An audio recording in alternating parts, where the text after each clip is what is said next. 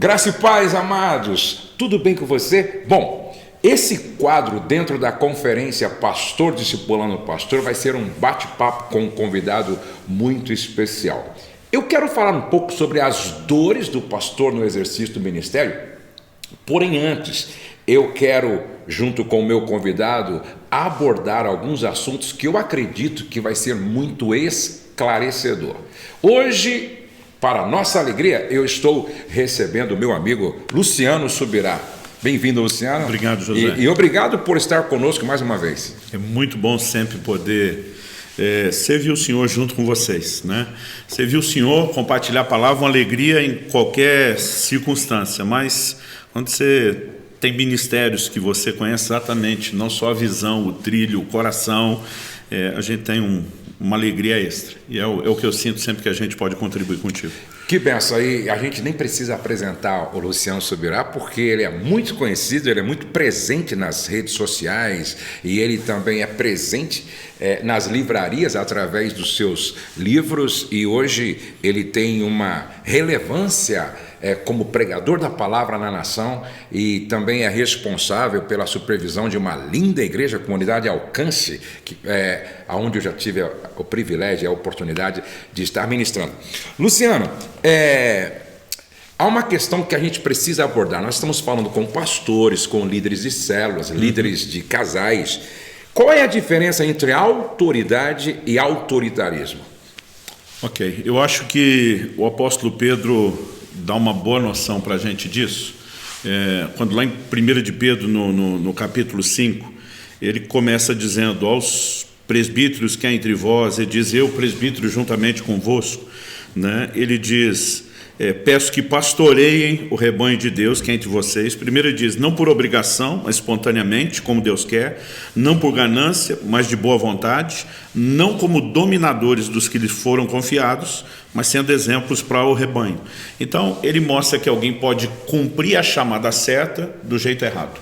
E eu acho que isso envolve não apenas a questão de métodos errados, mas também muitas vezes motivação, né? E para mim eu acho que a diferença entre autoridade e autoritarismo, a partir dessa luz que Pedro lança, ela fica melhor ainda explicada quando os discípulos de Jesus estão disputando entre eles quem era o maior. Provavelmente eles estavam medindo forças através dos testemunhos, né? dos feitos, né? Quem expulsou mais demônio, quem curou mais enfermos, porque o Senhor enviava eles primeiro preparando o terreno antes da chegada deles. Eles voltam empolgados com os resultados, e aí Jesus diz: olha, os dominadores desse mundo, os governantes, eles têm esse método de usar a posição onde estão para ser servido, e diz: entre vocês não será assim, né? Aliás, Jesus diz: eu não dei esse exemplo para vocês, né? Ele diz: o Filho do Homem veio para dar sua vida, veio para servir, não para ser servido. E aí Jesus estabelece esse padrão da liderança servidora. Então eu acho que a autoridade, normalmente ela é conquistada no modelo bíblico mediante o serviço, uma doação, uma entrega. O autoritarismo, ele tem uma partida já egocêntrica, né? A pessoa está muito mais querendo ser adulada e reconhecida do que necessariamente servir. Então quando aquilo não tem necessariamente aquele espírito de amor, de serviço, apenas de imposição e de controle. Na verdade, então a autoridade, ela se fundamenta nessa predisposição para servir. Acredito que, porque se a gente não entender isso, e nós vamos falar das dores do ministério, eu acho que boa parte das dores que acabamos sofrendo no ministério vem de não entender isso.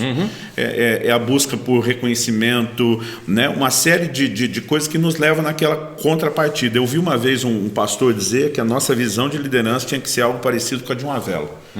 A gente vai se consumindo para iluminar os outros. Gostei. Né? É um sacrifício de si mesmo em benefício de outros, porque se a gente não pensar nessa perspectiva, a gente pode ter dores maiores do que as que já teremos. É que nem o sabão, né? Quanto mais ele contribui para a limpeza, mais ele vai diminuindo, né? Não pensei nesse outro lado, ótimo. Uma outra tentação que todos nós líderes sofremos e precisamos nos livrar dela é como não se tornar um ídolo para os discípulos, para os membros da igreja. Porque esse é um risco que se corre, né? Exatamente. O apóstolo João diz: filhinhos, guardai-vos dos ídolos, né? E você pensa, poxa, está falando a gente convertida, tem perigo ter ídolo? Talvez não necessariamente os ídolos pagãos de antes da conversão, mas existe o que às vezes brincando eu chamo da idolatria do crente. E a linha pode ser fina, até porque o líder, ele precisa ser tanto ter esse coração servidor, não dominador, como ele precisa ser exemplo, ele precisa ser referência, né? E é muito importante que a gente tenha referência. Então, assim, o coração de quem é mais imaturo, mais novo na fé, tende a exaltar e celebrar aquela referência. E eu acho que cabe principalmente ao líder estabelecer, à medida que ele percebe como pode estar o coração, porque assim, reconhecimento nenhum é ruim, reconhecimento excessivo também é ruim, e aí acaba sendo não só para a pessoa, pode ser para os dois lados. Eu vi líderes que disseram: eu acabei me acostumando com o fato de me darem uma posição, um lugar e uma importância maior do que deveria. Eu acho que a gente pode ajudar a regular isso. E um exemplo para mim é o apóstolo Paulo, né? Um camarada que ao mesmo tempo que testemunhava suas grandes realizações, ele também se expunha, né? Um assunto que eu vou deixar para nós mexer depois é quando ele escreve aos Coríntios e diz: não quero que vocês ignorem a natureza da tribulação que nos sobreveio na Ásia a ponto de desesperar da própria vida. Quer dizer, o cara se fazia vulnerável, ele também não posava de super-herói. Eu sou gente, eu sou humano, eu sou falho. E sempre que você expõe as suas vulnerabilidades, você já coloca um limite. Na verdade, olha, não pensem que eu sou aquilo que eu não sou. Exatamente. Então não tem como você idolatrar, né? Exatamente. Alguém tão vulnerável. E além disso, eu acho que fica mais fácil inspirar, porque todo mundo vai lidar com as suas próprias falhas. E quem olha para um líder, que é uma referência, acreditando que ele não tem, ele se compara e diz: eu nunca vou chegar lá, eu nunca vou ser útil. E de alguma forma, desde o início do ministério, eu sempre me expus numa época onde isso era meio contraditório ao comportamento convencional. Eu lembro de gente dizendo assim: você vai perder sua autoridade, né? Eu dizia: olha, você que é um tolo, você acredita que o povo olha para você e realmente acha que você não falha nunca. A diferença é que ele sabe que aí tem uma caixa preta que ninguém abre, né? E eu dizia para alguns: olha, à medida que o tempo passa, nós vamos descobrir quem está certo. E o que eu percebo, são 30 anos de ministério, 28 praticamente só de ministério pastoral. Eu nunca vi ninguém que eu trabalhei de perto, discipulei, para quem me fiz vulnerável, eu nunca vi uma situação de dizer: poxa, perdemos a autoridade. O que a gente vê é que, além de poder firmar a autoridade, porque você vai corrigir, diz: meu amigo, não é só você que erra. Eu já errei e fui corrigido, né? Na verdade, você percebe que isso, além de ajudar a consolidar a autoridade, inspira. Desespera. Né? Às vezes é ruim para a gente. Outro dia um falou assim para mim: pastor, quando eu vejo Deus usando um cara como você, eu penso que tem esperança para mim. Aquele como você, Deus chegou a doer em mim, Josué, entendeu? Porque assim, ele falou: eu sei que aí o senhor é gente, é humano, né? Não estou falando de usar isso como uma justificativa para falta de caráter, né? Claro. Uma coisa que eu gosto na teologia wesleyana, a distinção que ele faz de erro e pecado. Mas ainda que você seja sério no seu cara, poxa, a gente pode fazer escolhas erradas, a gente pode ter dificuldades diante de provas, como Paulo falou, a ponto de desesperar da vida.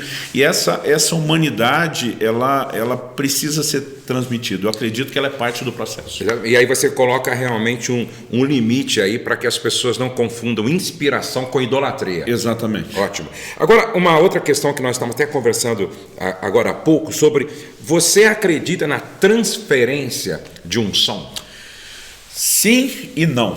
Então vamos lá. Sim, eu acho que existe um sentido onde ela é bíblica, ela é aplicável.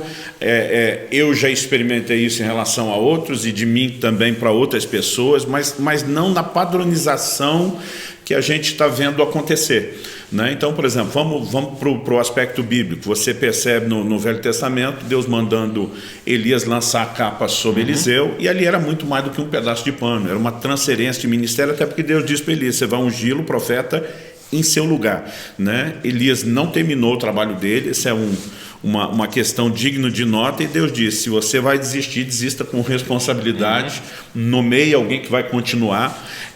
E quando ele é levado ao céu, aquela capa cai, para mim existe um significado muito claro. Deus está dizendo, o que foi feito como um ato profético lançado sobre você está se concretizando agora. No Novo Testamento, você vai ver Paulo, tanto na primeira como na segunda carta a Timóteo, falando sobre transferência de dons. Né? Especificamente para Timóteo. Num deles, ele menciona, né, em 1 Timóteo 4,14, ele diz, não seja negligente para com o dom, palavra dom ali, carisma, o dom que é em ti, o qual te foi dado mediante profecia e imposição de mãos do presbitério. Depois, na segunda epístola, ele vai falar, não seja negligente com o dom que é em ti, o qual te foi dado pela imposição das minhas mãos. Aí ele chama no singular. Para mim, me parece ser dois dons distintos. Alguém disse, pode ser que Paulo tivesse no presbitério. Eu falei, pode ser que sim, pode ser que não. Né? Então, em pelo menos duas possibilidades, só com Timóteo. Em Romanos 1,11, Paulo diz, eu desejo muito ver-vos a fim de vos comunicar algum dom espiritual. Então, dons também se comunicam por imposição de mãos. Agora, o problema é achar que isso é a única forma. Então, por exemplo, o livro de Atos mostra pessoas recebendo o Espírito Santo pela imposição de mãos dos apóstolos, mas não era o único modelo. Então, quando eu falei sim e não, acredito de fato que possa haver transferência, mas eu acho que as pessoas hoje estão extrapolando. Então, o tempo todo, eu tenho pessoas que me abordam, às vezes no aeroporto, qualquer lugar, restaurante, pastor, pelo amor de Deus, impõe a mão sobre mim, transfere unção, e eu vejo alguns equívocos. Por exemplo, um dia uma pessoa, eu estava ministrando um evento no interior de São Paulo, a pessoa me procurou no final, falou, o senhor ora por mim? Eu falei, ora. Falou, mas eu quero que o senhor imponha as mãos. Eu falei, ok, pelo que eu vou orar? Eu gosto de saber pelo que eu vou orar. Ela falou assim, eu quero esse seu dom de conhecimento. Eu lembro que eu falei para a pessoa, primeiro, conhecimento não é um dom. Quando a Bíblia fala palavra de conhecimento é uma outra coisa diferente do que você está falando. Eu falei, conhecimento é uma consequência, é resultado de formação, estudo, pesquisa. Eu falei, mas mesmo se fosse dom, eu olhei para aquela pessoa, eu falei, eu não lhe dava. Ela olhou assustada, falou, por que não? Eu falei, porque você é uma folgada. Era uma mulher. Ela falou, o quê? Eu falei, eu estou a vida inteira com a cara enterrada na Bíblia, nos livros. Eu falei, olha, eu trabalhava, estudava durante a semana, chegava o sábado, que era o dia de descanso, os amigos de manhã para o clube, daqueles municipal, mas era um clube, tinha uma piscina, né? Eu ficava trancado lendo a Bíblia, ia nadar com eles, a turma ia jogar futebol à tarde, eu estava trancado lendo a Bíblia, à noite a turma ia para o shopping ver cinema, eu trancado ler a Bíblia. Agora você vem que é um download gratuito. Mas o que eu percebi que as pessoas também estão fazendo das pessoas a fonte, e a fonte é Deus. Então, uma vez eu tive o privilégio de almoçar com Reinhard Bonk, para mim é um dos maiores evangelistas de todos os tempos, e eu quis tirar minha casquinha, né? Falei, será que o senhor não imporia as mãos sobre mim para transferir alguma coisa? E ele olhou para mim e falou, você realmente acredita que precisa disso? E eu já fiquei assim um pouco chocado com a pergunta, né? Pensando, se eu não acreditasse, não estava pedindo. Ele falou assim, no dia de Pentecostes foi visto sobre cada um dos discípulos, sem exceção, uma chama. A Bíblia diz sobre cada um deles, cada um tem a sua chama. Ele falou, você não precisa da minha chama, você tem a sua própria chama. Ele falou, é lógico que em alguns casos Deus pode querer repartir um pedaço da minha chama para compor a sua. E na prática eu tenho pessoas que impuseram as mãos sobre mim e eu vejo dons semelhantes, eu vejo características, mas isso não é algo que a gente decide. Paulo diz para Timóteo, né, houve imposição de mãos e profecia do presbitério. Então o que levou o presbitério a impor mãos foi um direcionamento profético, porque se o Espírito Santo distribui os dons conforme lhe apraz, eu não posso olhar para alguém e dizer, fui com a sua cara, vou te dar um dom que Deus me deu. Não é nosso, né? Então é transferível, sim, debaixo de uma direção de Deus, mais do contexto de exceção do que de regra. Por exemplo, eu estava num evento de casais nosso, aquele que você ministrou lá em Poços de Caldas, e estava presente o Mark Anderson. É interessante que quando eu estava terminando uma reunião, depois de ele ter ministrado, o Espírito Santo falou comigo, chama ele, chama a esposa dele, e o que eu coloquei sobre você, ministra sobre a vida dele, porque ele vai ser um herdeiro do seu legado. Eu creio nisso. Então foi um momento assim, a gente vê algo especial na vida dele. Exatamente. Ele falou assim, pastor Josué, depois daquele dia começou a acontecer algumas coisas nesse ministério que até hoje eu estou impactado assim, entendeu? Então realmente é pontual, uma direção de Deus. Meu medo é com os extremos. Negar isso é negar a realidade bíblica. Generalizar isso também é ir contra o que a Bíblia diz. Então acredito que a gente precisa de mais sensibilidade ao Espírito Santo para ser preciso em algumas dessas coisas, por exemplo, algumas pessoas que tinham um ministério marcante de ensino impuseram as mãos sobre mim, dizendo que Deus estava comunicando algo, queria me usar na área do ensino, e eu vi isso se concretizar, dons específicos, né? Então, assim, uma pessoa, poxa, a mesma maneira que ele fluía nos dons de cura, eu comecei a fluir, eu já fiz isso com outros, então não nego. Agora, não gosto dessa generalização. Exatamente, Uma outra questão, e aqui é uma questão que eu acredito que, se nós não tomarmos cuidado, pode nos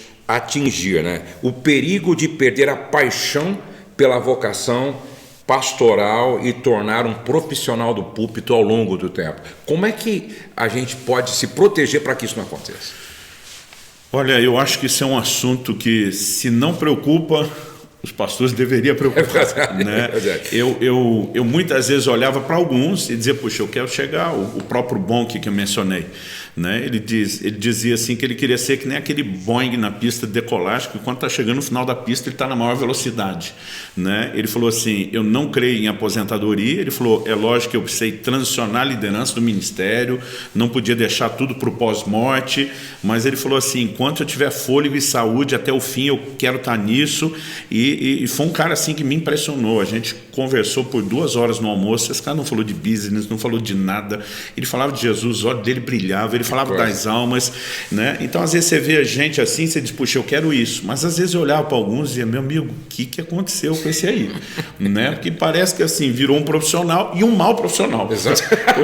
Porque piorou. Se fosse só um profissional já estaria errado, mas um mau profissional. Agora, eu acredito que muitas coisas possam contribuir para isso. A própria vida em Deus às vezes é negligenciada pela correria do ministério, mas acredito que muitos, o que você mencionou antes, vão para o ministério sem saber o que lhe aguarda. E não conseguem lidar com dores e decepções. Então Jesus diz em Lucas 14, vai construir uma torre, a partir do verso 28, senta primeiro e calcula quanto custa. Eu não sei você, mas eu entrei para o ministério sem saber o que me aguardava.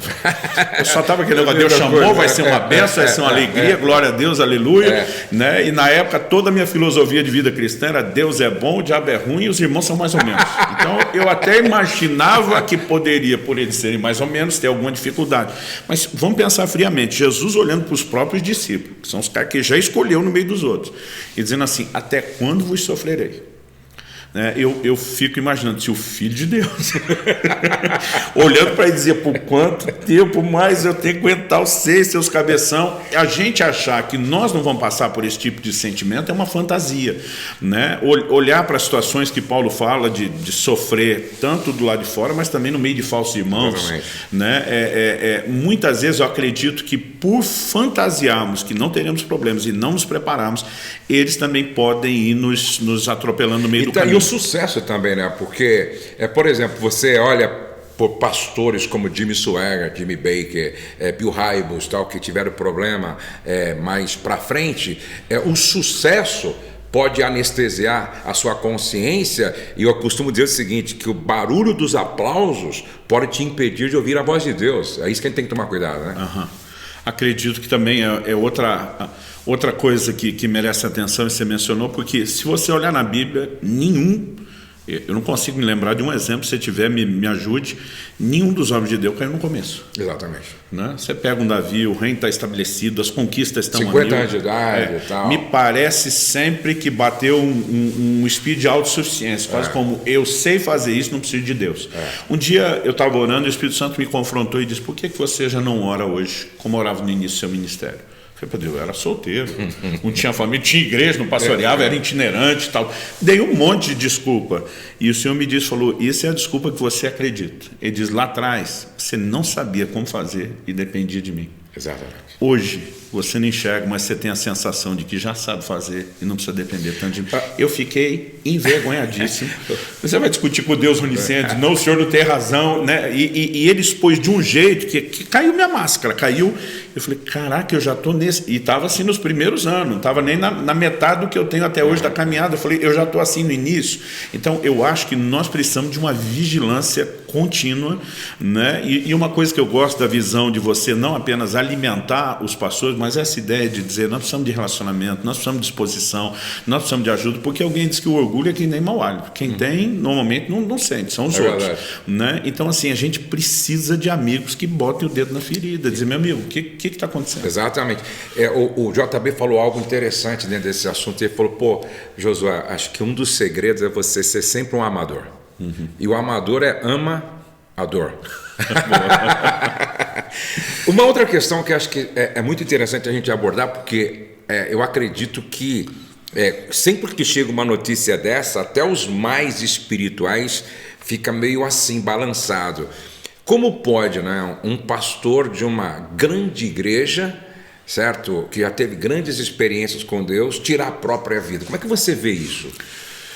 E como se blindar disso, né? Tá, eu gostei mais da segunda pergunta, do como se blindar, porque a minha preocupação é que isso começou a tornar tão frequente. Agora, desse 1 ano e meio para cá, desde do início da pandemia, não sei se é o volume de outras informações, mas nós ouvimos menos. Mas eu acho que até 2019 a gente mal recuperava de uma notícia e chegava a outra.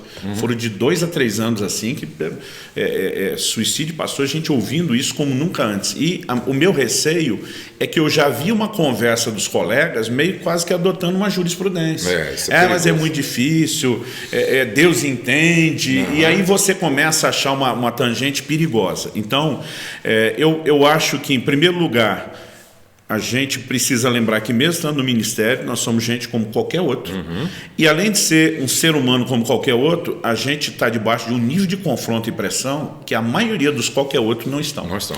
Né? Então, assim, eu sei que médicos, psicólogos, têm algumas profissões que eles estão no topo da lista de gente que tem inclinações. E os pastores, naturalmente, humanamente falando, estão lá. Isso a gente não pode ignorar. Agora, daí a presumir, né, que nós temos o direito de fazer algo, eu acho que nós temos um abismo enorme. Então, primeiro vamos falar dos homens de Deus que tiveram problema. Quando Jeremias amaldiçoou o dia do seu nascimento, diz que preferia ser um aborto, ele está dizendo, se tivesse chance de escolher, eu não queria estar vivo, eu queria ou ter morrido ou nem ter nascido. Você olha um Elias e um Jonas, né, disseram para Deus, Senhor, melhor me morrer do que viver, tira a minha vida agora. A diferença é que eles não tiraram. Eles pediram ao autor da vida resolver. Né? Até quando a gente estava conversando isso anteriormente, você pontuou, falou, o Jonas ainda pediu para os outros jogá-lo. Tipo, eu mesmo não jogo, eu jogo vocês. Né? E Paulo, quando escreve em 2 Coríntios capítulo 1, ele diz que teve uma luta tamanha, eu queria até ler isso aqui, né, a ponto de desesperar da própria vida. Agora, eu acho que o que a gente não pode é confundir desespero é quase que perder a esperança, né? Perder a esperança. Né? Na verdade, a nova Almeida atualizada que eu estou usando aqui diz assim, foi algo acima das nossas forças a ponto de perdermos a esperança até da própria vida. Né? Aí ele continua e diz, de fato tivemos em nós mesmos a sentença de morte, para que não confiássemos em nós mesmos, e sim no Deus que ressuscita os mortos. Aí diz, o qual nos livrou e ainda livrará de tão grande morte. Nele temos esperado que ainda continuará a nos livrar. Então, Paulo, ao mesmo tempo que é honesto, ele não está jogando, não está criando uma situação de jurisprudência, de mesmo, nós também vamos chegar nesse nível de desespero, acabou. Ele diz que Deus livrou, que Deus vai continuar livrando. Então, uma coisa é a vida se tornar branca e preta, é você estar diante de um momento de angústia, de dificuldade, é você perder a esperança, e a outra é você se entregar ao desespero em vez de confiar em Deus. Aliás, Paulo até diz, né, que isso tudo foi para que nós não confiássemos em nós mesmos. Então, eu acho que um dos problemas da queda no sucesso é quando a gente começa a confiar mais na gente do que em Deus. O tempo todo nós precisamos viver em dependência de Deus. Agora, eu quero mexer num terreno pantanoso. Às vezes, algumas discussões teológicas, a gente fala isso, terreno pantanoso, né? E que é a questão do suicídio. O tempo nem permite, mas eu quero pelo menos ventilar o assunto. Eu sei que pode haver exceções, caso de demência, alguém que não está no pleno uso das suas faculdades, e tudo merece discussão, mas via de regra, eu tive uma criação dentro de casa, sou filho de um pai pastor, muito clara a respeito do suicídio. Né? Não se admitia de forma alguma, dentro da teologia onde eu fui criado, né, você trabalhar a ideia do suicídio como algo aceitável. Então Paulo escreve aos Coríntios e diz: se alguém destruir o corpo, que é o templo do Espírito, Deus o destruirá. Então ele está falando de Deus destruir depois o cara que já destruiu o corpo. Eu já destruiu o corpo, morri. O que é que sobrou para Deus destruir? Qual que é o nível de juízo? Então, assim como Jesus é autor e consumador da fé, eu não posso desistir antes dele terminar o que ele começou. Em relação à vida, é a mesma coisa, né? Então, uma palavra a qualquer pastor e líder que estiver enfrentando esse nível de luta: você é gente e está sujeito. Agora, não precisa sucumbir, pode confiar em Deus e pode buscar ajuda de outros, né? Paulo não fez questão de guardar, porque tem gente que fica com medo: vão me apedrejar, vão me julgar. Paulo já tinha superado e falou: eu quero que vocês saibam, né? Não era o tipo de coisa para você varrer para debaixo do tapete. E eu acho, inclusive, que se muitas dessas pessoas que chegaram a esse nível de desespero percebessem que isso é mais comum entre outros, e que muita gente venceu, e pudesse com isso não só se inspirar, mas receber ajuda, não teria chegado a tal ponto. E eu estava até fazendo uma abordagem da gravação de uma live dizendo o seguinte: melhor do que você curar uma depressão é você se prevenir em relação a ela. Muitos pastores relaxam no cuidado do corpo. Eu acho muito legal aquele trabalho que o doutor Aldrin, né, faz. O cuidado do corpo, o cuidado da alma e o cuidado do espírito. Eu gosto muito daquele livro, Espiritualidade Emocionalmente Saudável, onde ele fala dessa saúde integral. Porque às vezes o pastor dá tudo espiritualmente, mas não cuida das suas emoções. E não vive nenhuma alegria e realização. Exatamente. Antigamente a gente pensava que hobby era perda de tempo, que era distração, Exatamente, que era... Mas vamos pensar junto. Adão, antes da queda, não tem o problema do pecado, está em plena comunhão com Deus. Deus olha para o bichinho com quem está relacionando plenamente e diz: você está só e não é bom. Ali o só era tanto sozinho como solidão. E diz: eu vou fazer um semelhante. Deus está dizendo: eu quero que você tenha outras alegrias. É lógico, o problema é quando o homem quis ter alegrias que excluíssem Deus. Exatamente. Mas quando são complementares a ele, alguns anos atrás, já estamos falando de 9 anos atrás, eu lembro que um dia eu estava orando e o Espírito Santo falou de uma forma muito clara comigo, Josué, mas assim, nítido e claro. Ele disse: você tem sacrificado muito mais do que eu te pedi. Eu levei um susto. Falei: como assim? Ele falou assim: eu quero que você viva mais. Eu levei um susto. Não é porque assim, a gente está sempre se cobrando, achando que podia fazer mais, dedicar mais, né? E apesar da minha mulher dizer que eu já tenho um lado hiperativo, estava sempre naquela: o que eu mais posso fazer por reino de Deus? A vida aqui é curta, é passageira. E o Senhor falando para mim botar o pé no freio. Eu falei: Deus, não estou entendendo. Ele falou: eu quero que você tenha algumas alegrias e diversões. Eu falei: olha, se isso não é loucura da minha cabeça, e se o Senhor realmente está falando comigo, e o Senhor está dizendo não só que eu posso, mas que eu deveria me divertir, eu queria brinquedo de homem crescido. Eu quero uma moto, uma custom, uma motona dessas, grandona, customizada. Mas falei para Deus: então o Senhor me dê. Eu falei: eu não boto dinheiro nisso, eu prefiro botar o dinheiro em missões. Mas se o Senhor quer que eu tenha, até para entender que isso não foi um devaneio, uma desculpa na minha cabeça, eu quero que o Senhor me dê. Mas me dê assim de um jeito incontestável. Se o Senhor me der, também vou imaginar, eu vou fazer minha parte, ter muito cuidado, né? Não vou ser imprudente, mas vou imaginar que está vindo uma bênção extra de proteção e segurança. Porque eu falei: tudo que eu não quero é levar um tombo, ficar meio quebrado um tempo parado também. E, rapaz, não deu 3 meses. Tinha uma pessoa que eu nem conhecia, me procura. Ele falou: pastor, eu não sei o que o senhor andou falando com Deus, orando com Deus, mas Deus mandou te procurar e te entregar essa moto. Me deu uma Suzuki Intruder 1500 cilindrada. Ô, glória! Eu lembro que ainda botei 2 alforjes, 2 bolsas de couro dos lados, uma atrás. E durante um tempão, até depois de uns 4, 5 anos, eu acabei ofertando ela. Mas assim, Josué, pensa no negócio. Minha mulher disse que eu parecia criança. Eu orava naquela moto, eu me divertia. E aquilo, na verdade, começou a abrir os meus olhos para um processo, né, onde a gente precisa de equilíbrio familiar, emocional, o cuidado do corpo. Eu já cheguei a pesar quase 50 quilos a mais do que eu estou hoje. E aí depois você começa a pagar uma conta, porque o corpo é que nem cartão de crédito, primeiro você usa, depois vem a fatura. E aí às vezes a gente começa a misturar isso com as dores do ministério, como se tudo fosse o ministério. E muitos desses problemas às vezes também não são. É verdade.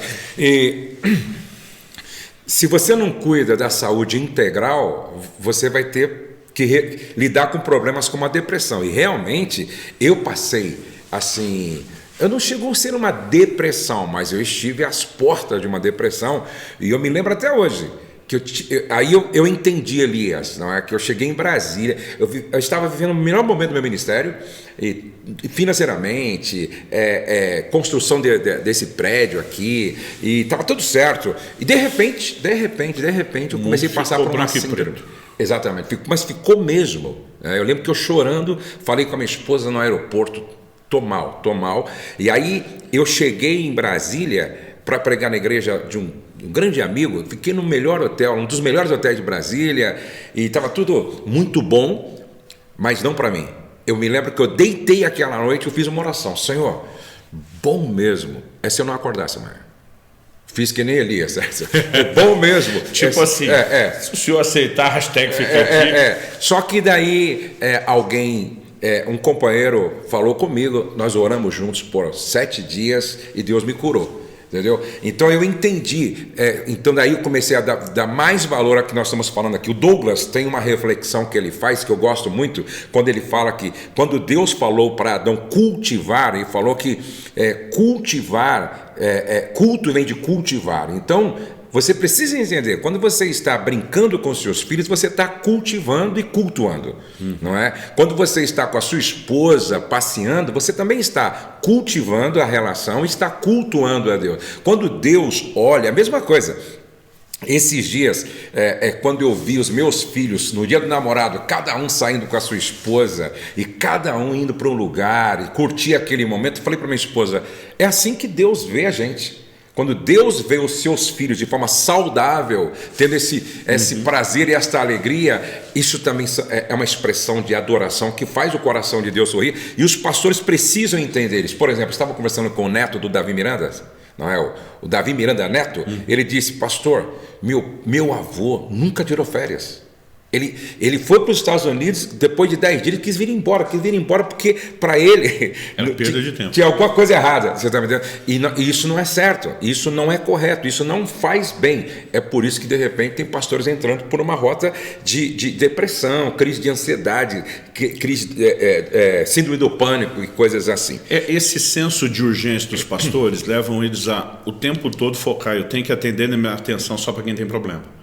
Eles começam a ter pouco tempo de amizade, de comunhão, aquele relacionamento, né? Tipo assim, não precisa ser só uma ovelha com problema.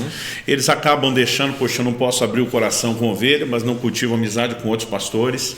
E é uma ciranda que vai aos poucos enredando as emoções. Uma outra dor da maioria dos pastores, ou de uma parte dos pastores, não é? É como você conciliar os vários papéis, porque nós somos filho, nós somos marido, nós somos pai, nós somos genro, nós somos sogro, certo?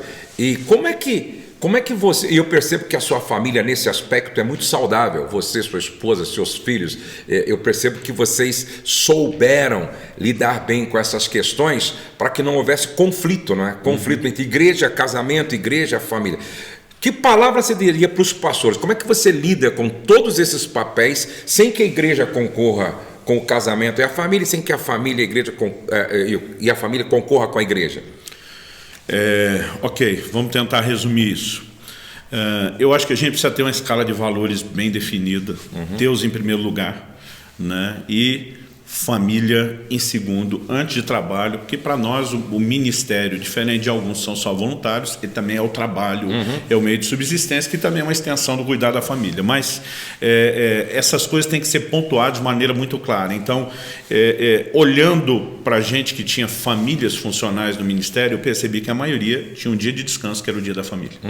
Então isso foi algo que eu consegui implementar cedo em casa, né? Meu pai, por exemplo, a vida inteira ele trabalhou e dividia o tempo, não era integral no ministério, né? Dividia o tempo do trabalho, de onde vinha o sustento, com o ministério, e ele só foi para o tempo integral quando aposentou. Nesse ritmo de vida, eu não me lembro da gente tendo tempo específico, a não ser às vezes um culto que não era... Com o tempo ele não conseguiu, cada um estudando horário diferente, manter aquele encontro familiar, e eu percebi isso cedo. Eu me lembro de um dia de um pastor me chamando a atenção, falou: olha, você tem uma família muito funcional, mas lá na frente vai te fazer falta se você não tiver isso. Então, adotar aquele dia nos ajudou a comunicar uma linguagem para os nossos filhos e também para a igreja. Então, eu quero contar rápido uma história que um dia, era uma segunda-feira, a gente estava saindo, final da tarde, a gente sempre tinha uma rotina de sair, comer fora, né? As crianças nessa fase gostavam muito de pegar um cinema na segunda-feira, então normalmente a gente fazia o culto antes, saía depois, e a hora que eu entrei no carro, estava saindo, e não era uma segunda qualquer, eu tinha prometido meus filhos levá-los, eles estavam na fase que era animação, não era filme ainda, era algum desenho, e aquela semana sairia de cartaz. Né? E no meio da semana eu já viajava, era tipo assim, minha última chance de cumprir a palavra. Quando entramos no carro e a gente ia sair, meu celular toca. O irmão da igreja falou: pastor do céu, preciso de ajuda, tive uma briga feia com a minha esposa, meu casamento acabou, preciso de ajuda. Eu falei: meu amigo, amanhã nós conversamos. Ele falou: pastor, o senhor não está entendendo, meu casamento acabou, eu preciso falar com o senhor agora. Eu falei: agora eu não posso, agora eu estou ocupado, eu tenho um compromisso. E eu não esperava isso. Ele: o que compromisso seria mais importante do que salvar meu casamento? A hora que ele falou isso, eu tive até um lado meio carnal, eu falei: olha, a minha vontade era dizer: não é da sua conta, mas já que você tocou no assunto, criatura, então eu vou ser muito honesto com você. Eu estou indo para o shopping agora, eu vou passear com a minha família, nós vamos comer junto, nós vamos pegar um cinema, então eu não posso te atender agora. Eu falei: amanhã cedo, na terça de manhã, o primeiro horário é seu. Eu falei: aliás, se é tão urgente, eu deixo para ter o meu tempo de oração depois, e eu abro uma exceção, vou te atender ali a partir das 6h30 da manhã, mas agora não. E eu lembro do outro lado, mas ele quase endemoniou: meu casamento está acabando e o senhor tem que ir para o shopping passear. Eu falei para ele: é por isso que o meu não está acabando. A hora que eu falei isso, ele desligou. Falar para você que eu não fiquei com medinho? Mentira, eu até orei e falei: Deus, ajuda aí, porque na hora eu pensei, falei, perdi mesmo. Mas aquela hora eu sabia, cara, toda hora é uma situação, e se você deixar, você vai sendo enredado, né? E aí o que acontece? No dia seguinte ele não apareceu na hora da oração, não apareceu no primeiro horário, eu liguei, falei: você vai vir conversar sobre o casamento? Não vai, não precisa mais. Falei para ele: rapaz, seja ignorante. Não, ele falou: não estou sendo, não precisa mesmo. Falei: como não precisa? Seu casamento tinha acabado. Ele falou: pois é, mas depois da ligação com o senhor, nós meio que nos acertamos. Eu falei: meio? Ele falou: pastor, eu vou te falar a verdade, fiquei com tanta raiva do senhor. Eu fiquei com mais raiva de você do que eu estava da minha esposa, e não tinha ninguém para quem falar mal do senhor, fui falar com ela. Ele falou: interessante, quando falei o que o senhor me falou, parece que a gente inimigo virou aliado. Eu falei: você acredita que eu liguei para o pastor para pedir ajuda por causa da nossa briga, que o casamento terminou, ele disse que não podia, eu perguntei por quê, ele estava indo para o shopping, e ainda falei: o meu casamento acabou, de vai para o shopping, ele ainda me diz: é por isso que o meu não está. A mulher levantou: o quê? Aí já se uniram, desceram a lenha. Daqui a pouco ela parou no meio da discussão, olhou para ele e falou: mas será que ele não tem razão? Ela disse: se nós tivéssemos priorizado a nossa família em vez das nossas profissões, como ele está fazendo com a dele, nós tínhamos chegado a esse ponto.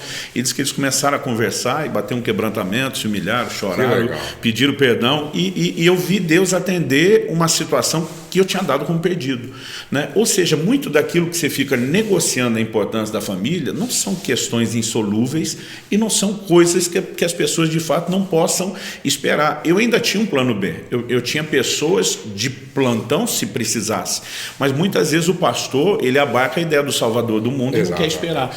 Então, o que meus filhos começaram a perceber com isso? Que eles vinham em primeiro lugar, né? Então, por isso que eles amam o ministério e amam o ministério. E diferente de mim, que eu sou filho de pastor, e dizia: nunca pedi para ser filho de pastor, não queria isso. Eles cresceram dizendo: que bom é ser filho de pastor, né? Aliás, uma vez eu tinha uma viagem com eles para a Europa, e nós tivemos um problema sério na igreja. Um dos pastores desistiu do casamento, dos filhos, do ministério, e eu tinha que contar para eles, né? Estava chegando um momento assim, a gente deu um prazo, orou para ver se mudar de ideia, se tinha arrependimento, e chegou um ponto assim, a gente ia ter que abrir e entrar num processo de disciplina. Eles eram muito amigos dos outros filhos, era quase como se fosse uma família, e eu chamei eles para conversar, mas não pensei na viagem, só pensei no problema, né? Eu ia passar mais de um mês pregando em vários países da Europa, e eu estava organizando aquilo tudo nas nossas férias para fazer um tour com eles, que era um misto de férias com missões, e eles estavam empolgadíssimos. Quando eu contei a situação, primeiro os dois assim choraram de uma maneira assim, dá para ver a dor do coração deles. Eu lembro que o Israel, que já estava com mais idade, acho que o Israel estava com 13 na época, e a Alissa com 10 anos. Ele botou a mão na cabeça e falou: Pai do céu, e os novos convertidos? O que é que vão pensar se o pastor não aguentou? E eu falei: isso é problema meu, não é seu. Eu sou pastor da igreja, você não é. Ótimo. Né? E de repente os dois se olharam, mas assim, numa troca de olhares, eles conversaram tanta coisa tão rápido. Eles viraram assim, eu percebi, trocaram olhares e estavam de acordo os dois. Falou: e a viagem para a Europa? E eu não tinha pensado o que falar. E eu, para ganhar tempo, falei: o que tem a viagem para a Europa? Sério, não dá para fazer a viagem. E eu falei: por que não? Pai, você está louco? A igreja vai precisar de você como nunca antes. Eu falei: mas vocês são mais importantes do que a igreja. Sério, a gente sabe que é mais importante, mas a gente pode viajar a qualquer outra hora. E eles tiveram aquela sensação: meu pai não quer voltar atrás. Eles dobraram o joelho na minha frente. Isso é uma coisa que me emociona até hoje. E eles disseram assim: Deus, muito obrigado por nos ter dado essa viagem fantástica, mas a gente está ofertando de volta.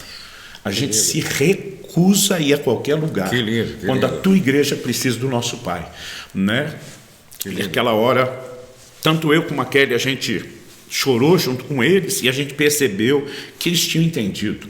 Disseram: pai, a gente sabe, mas isso aí a gente vai... E nós fizemos uns anos, eu acho que uns 2 ou 3 anos depois, uma viagem foi muito melhor do que aquela primeira planejada, mas naquela eu não fui a lugar nenhum, né? E eu me lembro que naquelas férias que eles estavam em casa, eu naquela correria para ter certeza que a gente não teria problema com nada e com ninguém, um dia eu estava orando e o Espírito Santo falou: seus filhos me honraram, eu vou honrá-los. Que coisa. Né? E ele me disse: em maio vocês vão ganhar a viagem completa para levá-los a Orlando.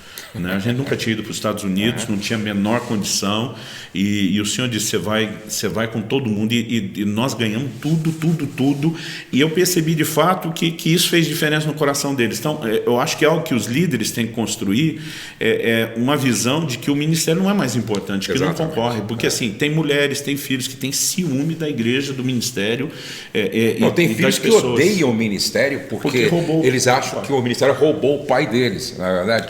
Porque eu ficaria aqui à tarde e à noite conversando com o Luciano e trocando ideias e experiências. Que coisa linda. Luciano, eu fiz algumas perguntas, agora tem a ver muito mais com sua vida pessoal. Até porque o pessoal vê o Luciano ministrando e escrevendo, mas às vezes não conhece um pouquinho da vida íntima, da vida pessoal dele. Rapidinho aqui, depois de Jesus, qual é o personagem, o líder da Bíblia que mais te inspira? Paulo. O que você gosta de fazer no seu tempo livre? Ok. Eu vou ter que dividir isso. Eu gosto, às vezes, de alguma atividade física. Nesse momento, eu estou valorizando assim, demais o cuidado do corpo. Então, assim, a musculação é uma coisa assim, que eu amo, mas não quero conectar isso com o trabalho, né? A leitura, para mim, mas eu acho que a academia é legal. Acho que é legal. Mas a academia eu tenho aquela sensação que é só diversão. A leitura, às vezes, parece que eu estou misturando com o trabalho, porque às vezes eu estou indo para algo que eu vou escrever, que eu vou pregar, mas é uma coisa assim que anuvia, né? Limpa bem a minha cabeça. Agora, há momentos que eu gosto e fico muito à vontade, nem sempre, de ver um filme ou um seriado. Ótimo. Né? Agora, se minha cabeça estiver processando alguma coisa que eu estou escrevendo, estudando, às vezes aquilo nem sempre me ajuda. Mas eu acho que hoje são as 3 coisas assim. Você gosta de fazer o seu tempo livre? Que eu estou falando daquilo sozinho, né? Tempo claro. Família, sei com a mulher, com os filhos, mas quando é o meu tempo pessoal sozinho... E férias você prefere campo ou praia? Eu acho que eu sou mais campo do que praia. Praia para mim, de vez em quando, não preciso nem de muito sol, nem de muita areia. De vez em quando é bom, mas... Seu prato preferido? Já foi uma macarronada bolonhesa. Hoje eu fujo bastante do carboidrato. Acho que eu diria que é um peixezinho. Qualquer tipo de peixe. Gosta de comida japonesa? Amo. Um filme ou uma série que você assistiu ultimamente que marcou você assim? Bom, eu vou colocar um filme que ele não foi nem tão recente, mas eu não sei explicar o quanto aquela história mexeu comigo. De vez em quando eu fico avaliando. Mas é um filme estrelado pelo Robert De Niro e o Cuba Gooding Jr., chamado Homens de Coragem, Homens de Valor. Homens de Coragem, né? Acho que Homens de Coragem, baseado numa história real. Foi um filme que me inspirou muito. Falando de uma produção secular, uma que eu raramente assisto um filme duas vezes. Mesmo depois de 10 anos, para mim é muito difícil ver de novo uma coisa que eu já vi. Mas um que eu acho que eu já vi pelo menos umas 5 vezes. Hoje eu não sei como quem está assistindo poderia ter acesso, talvez pelo próprio YouTube. A última vez que vi com meus filhos, só achei no YouTube, não achava lugar nenhum. O Quarto Homem Sábio. O Quarto Homem Sábio, marca aí. É como fosse uma ficção. A tradição diz que eram 3 reis magos, eles supõem isso por causa dos 3 presentes. É como fosse um quarto rei mago, que se perdeu dos outros 3, ele passa a vida inteira procurando Jesus para querer entregar os presentes dele. Marca que você e mais do que isso eu não posso falar porque vou dar spoiler. Eu choro toda vez. O Quarto Rei Sábio. O Quarto Homem Sábio. Quarto Homem Sábio. Que legal. Na sua opinião, qual foi a coisa mais inteligente que o ser humano já fez? A coisa mais inteligente que o ser humano já fez? Bom, daquele já fez em meu benefício foi o avião. Eu penso isso o tempo todo. Eu dizia, Deus, não estamos falando só de Paulo, que está muito longe. O Danilo falou o Wesley viajava em cima de um cavalo. É verdade. Né? Eu fico cruzando o Brasil o tempo todo, de um lado para o outro. Né? Às vezes, assim, eu saio que nem hoje vindo para cá, de Curitiba para cá, gente, não dá uma hora de voo, a gente cobre distâncias, é tudo tão rápido, é tudo muito, tão fácil. E é um negócio assim que eu agradeço muito a Deus. Né? Eu estava no Japão, na Coreia, e daí depois no outro dia você está em casa. Eu falei, Rose, isso é extraordinário. É uma coisa impressionante. Eu viajo muito na madrugada, eu durmo sentado, eu chego inteiro. Recentemente fiz uma cirurgia no joelho, o tempo todo no hospital eles queriam baixar a cama. Já pode deixar. Eu estou treinado em sentado, são muitos anos dormindo em poltrona de avião. Mas é sério, até no avião tem dificuldade de reclinar. Um dia desse eu ganhei um upgrade, me colocaram naquela primeira classe.